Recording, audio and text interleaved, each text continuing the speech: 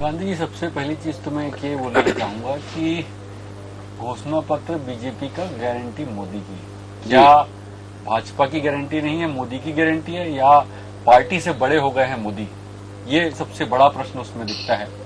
इसके बाद ये कि आपने कहा कि ये जो घोषणा पत्र है उसमें क्या नया, देखिए कांग्रेस ने जो घोषणाएं ऑलरेडी कर चुकी है उससे एक स्टेप ऊपर जाके बीजेपी ने कुछ घोषणाएं करी हैं, जिनमें दो चीजों को लेकर संशय है। जिसमें हम बोल रहे थे कि कर्ज माफी को लेकर के, तो कर्ज माफी को लेकर के उन्होंने दूसरे तर्क भाजपा वालों ने दिए। उन्होंने कहा कि ये कर्ज माफी की जो बात कर रहे हैं उससे ज्यादा पैसा हम लोगों की जेब में डाल रहे हैं। तो ये जो वो कैलकुलेशन बता रहे हैं वो कैलकुलेशन अलग तरीके का है। सीधे तौर पे भाजपा कर्ज माफी से बचना चाह रही थी उसमें, और उसके पीछे तर्क ये भी हो सकता है कि भारतीय जनता पार्टी भी छत्तीसगढ़ में इस बात की घोषणा करती है, तो मुझे लगता है कि देश में जहां जहां उनकी सरकार है वो सारी जगह उसको इस कर्ज माफी पर जवाब देना पड़ेगा।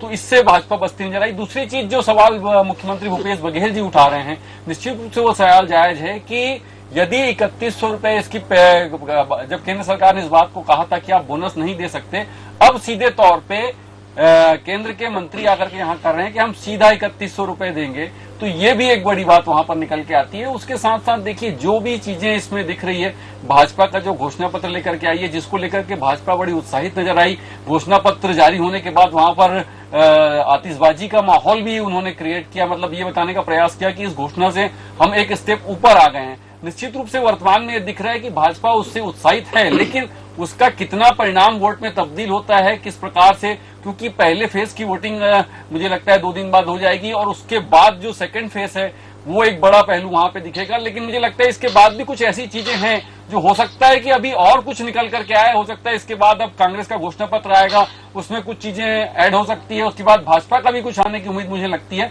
कुछ चीजें ऐसी